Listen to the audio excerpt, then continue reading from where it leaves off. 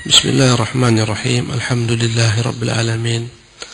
Wa sallallahu wa sallam wa baraka ala abdihi wa rasulih Muhammadin wa ala alihi wa sahbihi ajma'in. Amma ba'du.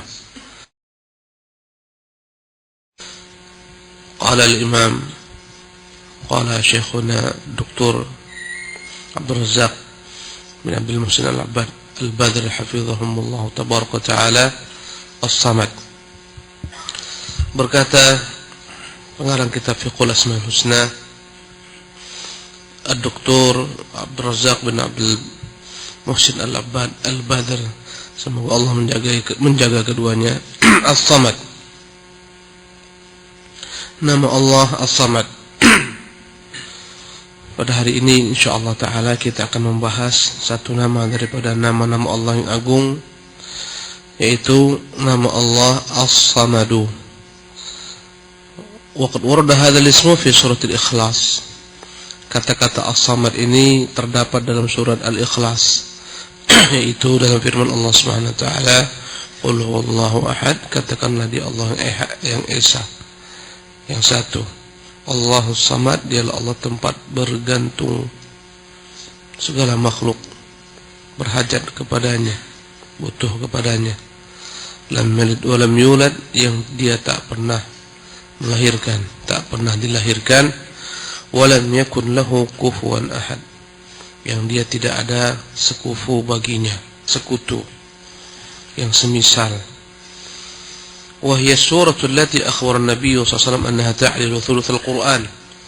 Inilah surat yang Nabi menyatakan bahwa surat Al-Ikhlas ini meski pendek tapi dia dianggap sepertiga Quran.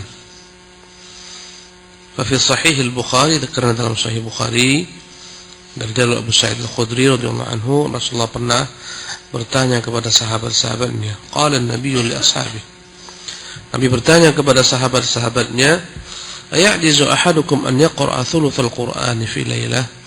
Mampukah kalian membaca Quran sepertiganya dalam satu malam? Fa syaqqa dzalika 'alaihim, maka berat bagi mereka. Faqalu, mereka pun berkata, wa qalu ayyuna yutiqu dzalika ya Rasulullah, siapa yang mampu membaca Quran sepertiga darinya dalam satu malam ya Rasulullah? Faqala Allahul wahidus samad, Allahul wahidus samad thuluthul Quran. Ya, maka surat Al-Ikhlas, qul huwallahu ahad, Allahus samad, dia dianggap sepertiga Quran. Menunjukkan keagungan surat Al-Ikhlas ini, karena dia mencakup sepertiga kandungan Quran. Karena sepertiga kandungan Quran berisikan tentang tauhid. Sepertiga berikutnya berisikan tentang akhbar, berita, kisah-kisah. Sepertiga terakhir berisi ahkam, hukum-hukum, perintah, larangan. Maka dianggap dia sepertiga dari Quran, karena memang Quran itu sepertiganya adalah seruan kepada tauhid, penjelasan tentang makna tauhid, keutamaan ahlu tauhid, dakwah kepada tauhid, ya, ancaman daripada musuh tauhid itu kesyirikan, ya, kemudian ancaman terhadap pelaku-pelaku kesyirikan, ya, perintah menjauhi kesyirikan dan sarana-sarana kepada kesyirikan, ancaman terhadap pelaku-pelaku kesyirikan di dunia dan akhirat. Seluruh hal ini dia mencakup sepertiga Quran. Was-samad, apa makna samad? Was-samadu, makna as-samad, maknanya adalah as-sayyidul azim. Dialah tuan yang maha agung.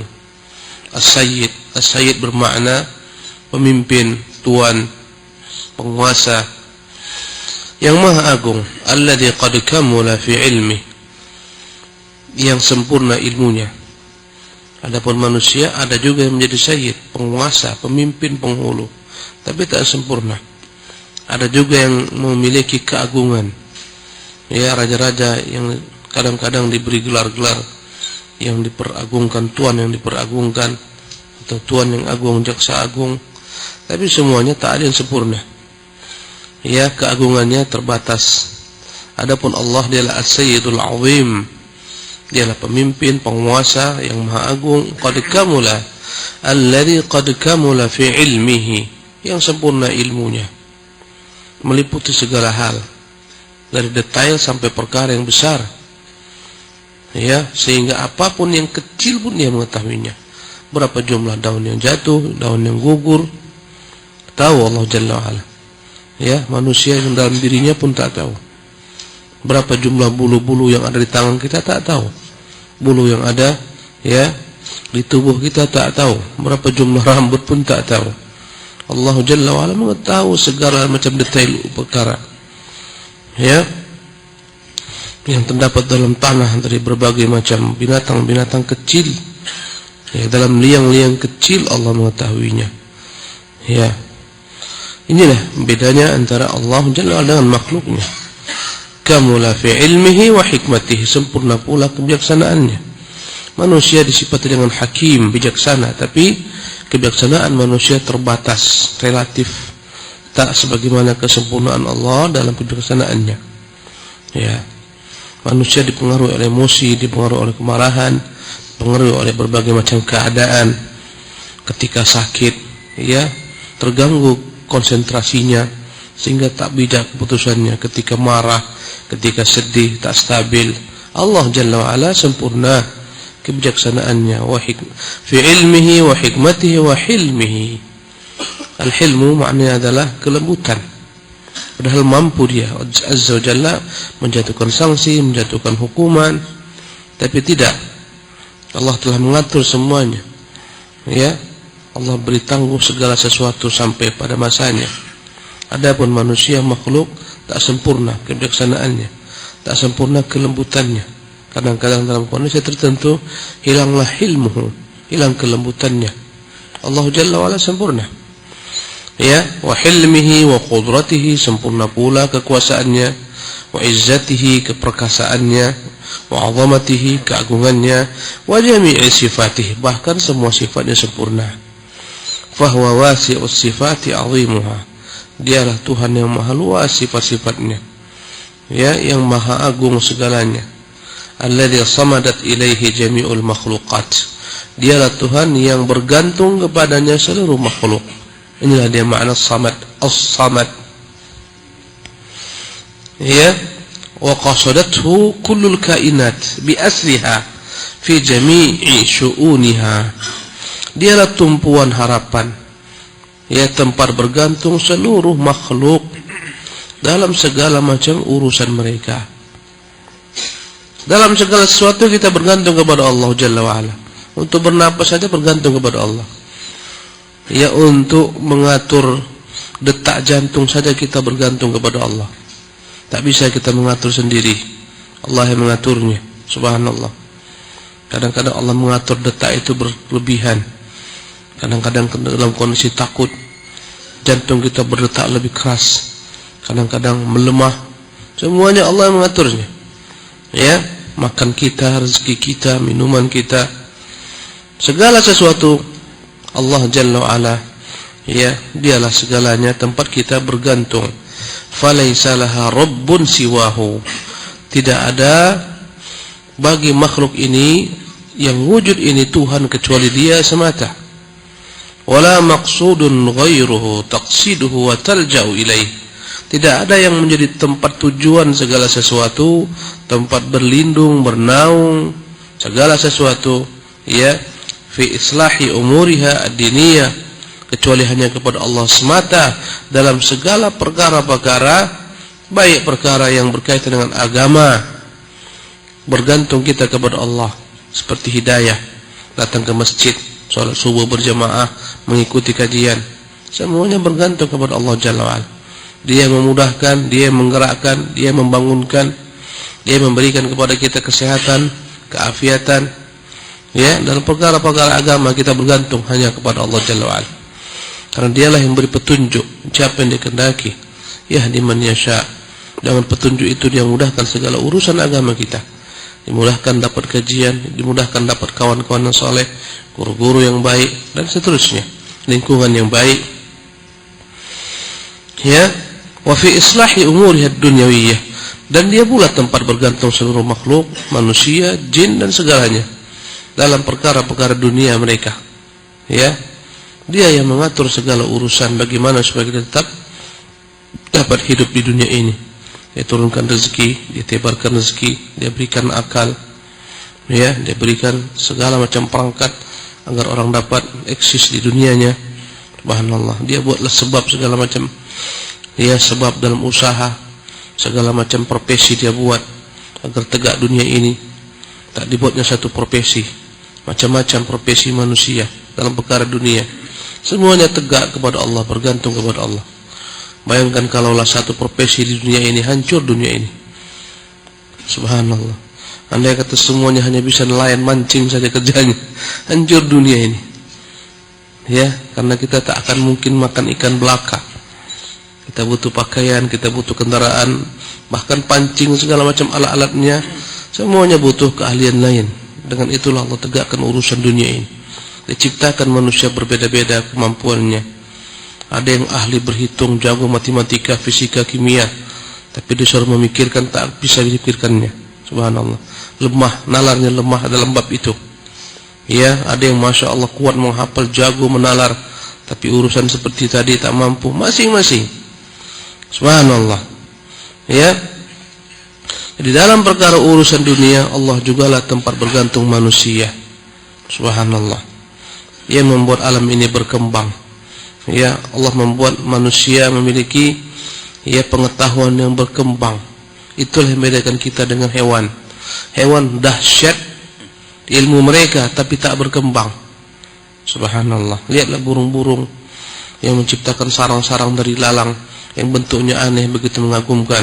Kadang-kadang di pohon-pohon kelapa, ya, banyak burung-burung itu dari lalang-lalang buat sarang menggantung indah, tapi tak pernah berubah, tetap begitu dari zaman ke zaman. Adapun manusia semuanya berubah.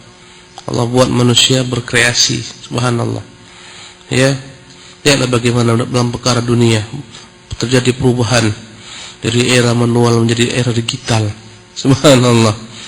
Yang tak pandai era digital masih manual dicampakkan zaman. Subhanallah, banyak kosong tuku-tuku, ya. Subhanallah, karena orang telah memindahkan tukunya dalam dunia maya. Ini berkembang, semuanya kembali kepada Allah Jalla wa'ala. Yang dahulu muskil, sulit, tak bisa dipahami, tak bisa masuk akal, sekarang semuanya masuk akal. Bentar lagi enggak lagi jalan orang pakai ini di darat, bentar lagi semua nanti naik drone, mana-mana sambil aja naik drone. Subhanallah, muncullah peraturan baru. Apa yang dahulu dianggap mustahil sekarang jadi. Subhanallah. Inilah dia beda antara manusia dan binatang. Ya, dan seluruh urusan dunia ini Allah yang menjadi tempat bergantung manusia. Ya, taqsiduhu 'inda an-nawa'ib wal muz'ijat. Allah lah menjadi tujuan makhluk ketika datang segala macam perkara-perkara musibah, ya, yang dapat mengganggu ketentraman hidup mereka. Allah tempat bergantung mereka. Wa tadarra ilaihi idza asabatha syada'id. Allah lah tempat makhluk merendahkan diri bermohon kepadanya, ya, agar disingkap tatkala datang berbagai macam petaka wal kurbat, ya, segala macam petaka musibah. Wa tastaghiithu bihi idza massathal masaib wal masyaqqat. Dan dialah tempat manusia meminta pertolongan ketika datang segala macam kesulitan, penderitaan. Li'annaha ta'lamu anna 'indahu hajatiha, karena makhluk itu tahu bahwasanya hajat mereka itu ada pada Allah yang mengabulkannya. Ya, waladaihi tafriju kurbatiha. Makhluk itu sangat tahu hanya pada Allah solusi segala macam kesempitannya, penderitaannya. Likamali ilmi, karena sempurnanya ilmunya, wa sa'ati rahmatih, karena luasnya rahmatnya, wa ra'fatihi, ya, kelembutannya, wa hananihi, kesantunannya, wa azim qudratihi wa izzatihi wa sultanih, diiringi dengan keagungan, kekuasaannya, keperkasaannya, ya, dan kerajaannya. Ya, jadi nama Allah As-Samad ini dalamnya mencakup banyak sekali sifat-sifat. Dahulu pernah kita pelajari ada sifat yang dia hanya memiliki satu makna tentang sifat tersebut, tapi ada sifat terkandung dalamnya banyak sekali sifat-sifat lain. dialah nama As-Samad. Al-Imam Ibnu Jarir Tabari dalam tafsirnya, dalam tafsir Tabari yang menyebutkan riwayat daripada Abdullah bin Abbas, berkata Abdullah bin Abbas radhiyallahu anhu menafsirkan makna Samad. Dan inilah sebaik-baik tafsir, itu tafsir yang datang dari para sahabat yang mana mereka mengambilnya dari Rasulullah sallallahu alaihi wasallam. Apa makna Samad? Apa makna yang kita selalu ucapkan Allahus Samad dalam salat kita, ya? Dalam banyak salat kita baca surah Al-Ikhlas. Qala as-samadu, as-samad adalah as-sayyidu alladhi qad kamula fi su'dudihi. Fi su'dudihi. Dialah tuan, penguasa yang sempurna dalam kepemimpinannya. Ya. Adapun manusia tak sempurna. Makhluk tak sempurna, pemimpin tak sempurna. Ya, kekuasaannya tak sempurna. Wasyariful ladzi qad kamula fi syarafih. Dialah Tuhan pemilik, ya, asy-syaraf, kemuliaan, yang sempurna dia dalam kemuliaannya. Banyak orang-orang mulia tapi tak sempurna kemuliaannya, ya. Allah sempurna. Wal azimul ladzi qad kamula fi 'azamatihi. Dialah Tuhan yang maha agung, yang maha sempurna keagungannya. Al-Halimul ladzi qad kamula fi hilmihi, Tuhan yang maha lembut, tak tergesa-gesa dalam mengambil keputusan. Ya, Tuhan yang maha lembut sehingga segalanya terkontrol dengan baik dan benar. Manusia tak sempurna kelembutannya dalam kondisi tertentu. Ya, Allah sempurna. Wal ghaniyul ladzi qad kamula fi ghinah. Dialah Tuhan Allah, Tuhan yang maha kaya, yang sempurna kekayaannya, tak butuh kepada bantuan makhluknya. Wal jabbarul ladzi qad kamula fi jabarutihi. Dialah Tuhan yang maha perkasa, sempurna kemahaperkasaannya. Wal alimul ladzi qad kamula fi ilmihi. Dialah Tuhan yang maha mengetahui, yang sempurna ilmunya. Wal hakimul ladzi qad kamula fi hikmatihi. Dialah Tuhan yang maha bijaksana, sempurna kebijaksanaannya. Wa huwa alladzi qad kamula fi anwa'is syaraf was su'dad. Dialah Tuhan yang sempurna segala macam bentuk kemuliaannya, ya, dan kepemimpinannya. Wa huwa Allah subhanahu. Dialah Allah Tuhan yang maha suci. Hadhihi sifatuhu la tanbaghi illallah. Semua sifat di atas yang maha sempurna tak layak kecuali hanya milik Allah Subhanahu wa taala semata. Inilah cakupan makna Samad. Sempurna keagungannya, sempurna kemuliaannya, sempurna ilmunya, sempurna kekayaannya, sempurna keperkasaannya, sempurna, ya, kelembutannya dalam segala bab.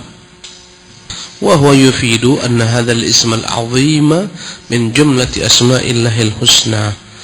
Maka ini menunjukkan bahwa nama agung ini As-Samad adalah bagian daripada nama-nama Allah ad-dalla ala iddati sifatin, yang menunjukkan di dalamnya banyak kandungan sifat-sifat lain. La ala ma'na mufrad. La ala ma'na mufradin, bukan hanya satu makna. Fa fihi dilalatu ala kathrati sifatillah wa 'azamatiha wa kamaliha. Dalamnya terkandung banyak sifat-sifat Allah, keagungannya dan kesempurnaannya. Nah,